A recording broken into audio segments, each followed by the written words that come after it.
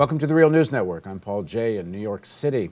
A real estate bubble bursts, stock market crashes, and the economy spirals into recession. 2008?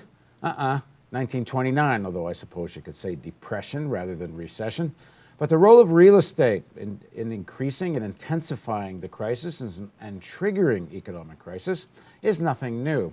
Now joining us to talk about how that's affecting our life today is David Harvey. David is a distinguished professor at the City University of New York, director of the Center for Place, Culture, and Politics, and the author of numerous books, including The Enigma of Capital and The Crisis of Capitalism. Thanks for joining us. Thank you. So talk about this issue of urbanization, real estate speculation, and crisis. It does two things. One is the speculative bubbles, which you've mentioned, historically have been always extremely important. In the 19th century, it was the railroads that led it all. In the 20th century, it was more sort of real estate and commercial property development that led it all. But the other interesting thing about it is that real estate development has been one of the ways out of crisis. That is, if you look at what happened in this country after World War II, one of the major things that happened was suburbanization of the United States. A vast investment in housing. The rate of housing construction doubled compared to what was going on in the 1930s and 1920s. And a vast amount of capital was absorbed and employment absorbed in suburbanization. So real estate rescues capitalism. But the thing about real estate is it takes a long time to find out whether it's really worth anything or not.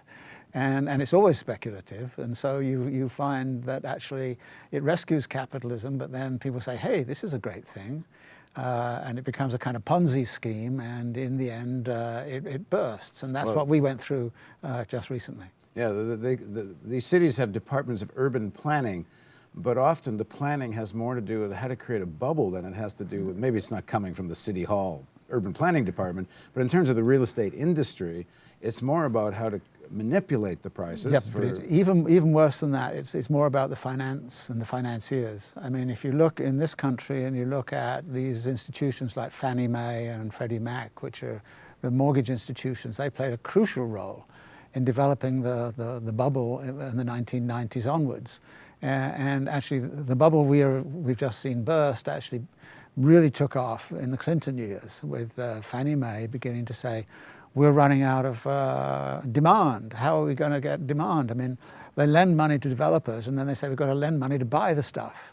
And now they couldn't find people to lend it to who are good credit risk, so they started going down further and further and further in the sort of. Of course, nobody wants to look at the possibility that maybe wages should go up instead of having to artificially create credit for people. Right. Although perish that thought. Although since wages didn't go up, the other way in which people got money, of course, was to do the sort of refinancing. So they actually treated the rising property prices as an ATM machine to take more money out. So then why is and how does real estate play such a fundamental role in the triggering of crisis? Because think of it this way. Capitalists start the day with a certain amount of money.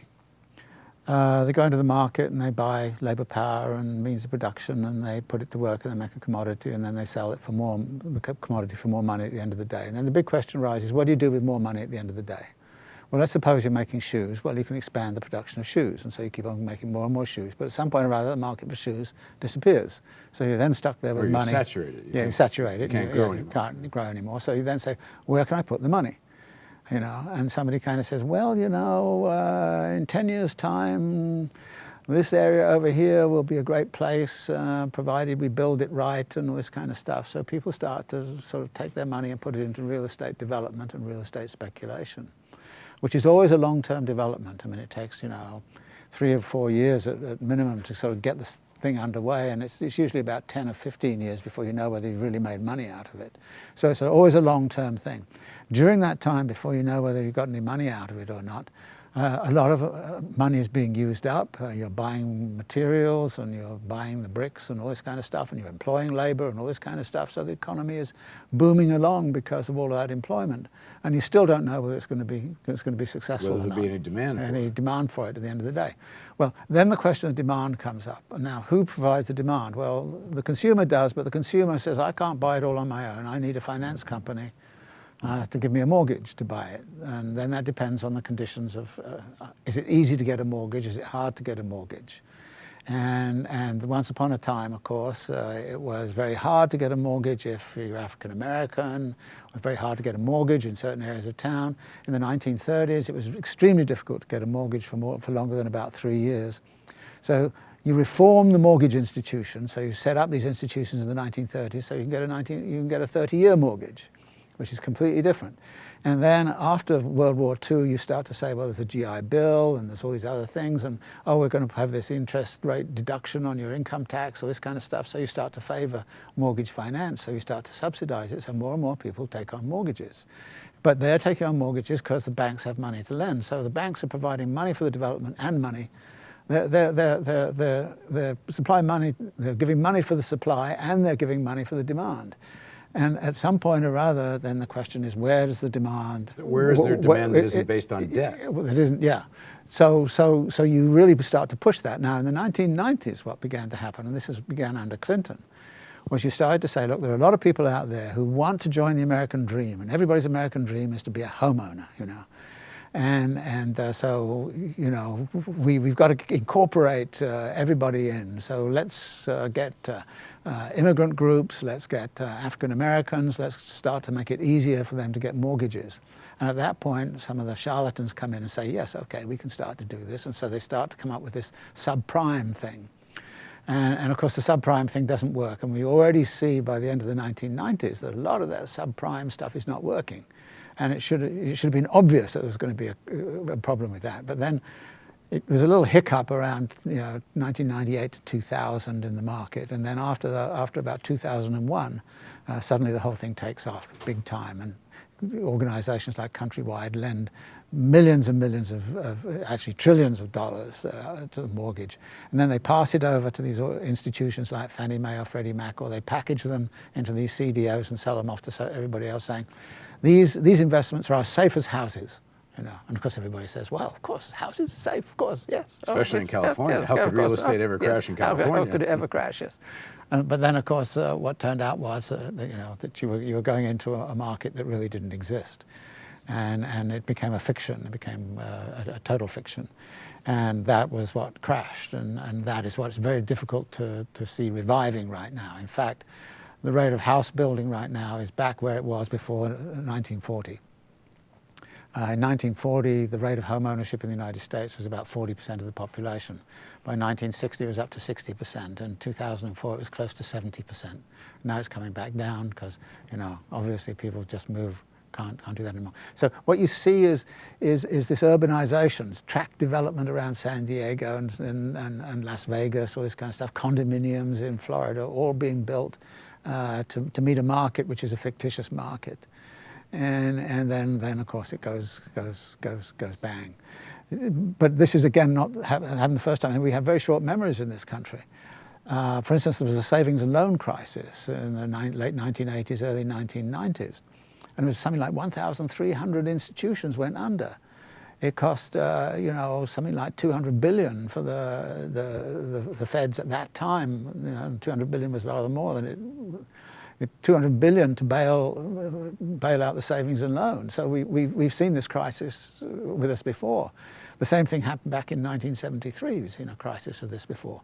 And interestingly, if you look globally, the end of the Japanese boom in 1990 came with the crash of land prices. The Swedes had to nationalize their banks in 1992 because of a crash in housing prices. And so you see this going on all the time. But right now, this is what's really interesting. What's rescuing global capitalism right now is urbanization in China.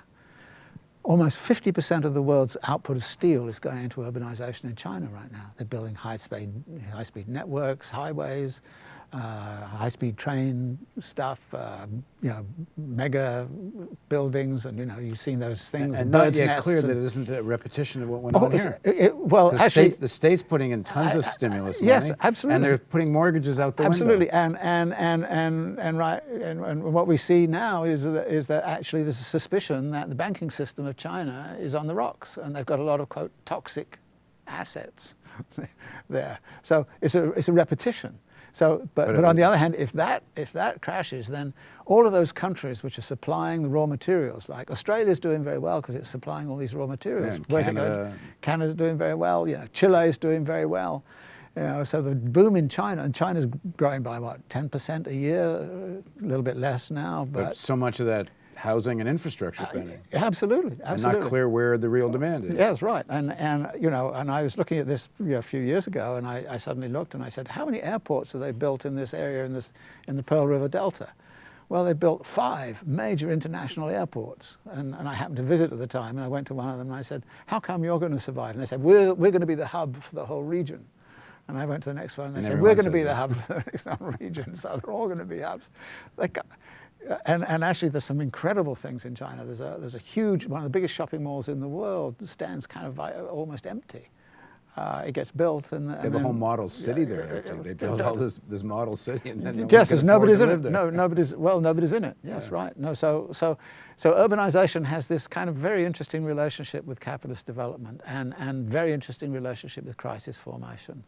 And I would watch out right now for what's going on in China in terms of the urbanization of China, because they've still got a situation where only about 40% of the population lives in cities, and they want to make it up to 70 or 80%. And I know I sound like a broken record, but again, it comes back to this issue.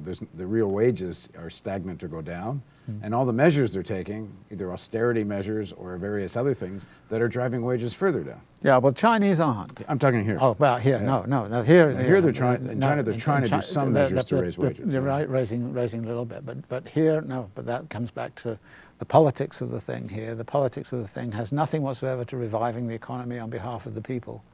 It has everything to do to developing the economy in such a way that the people in the really top income brackets are going to do very well. Thanks for joining us. And thank you for joining us on the Real News Network.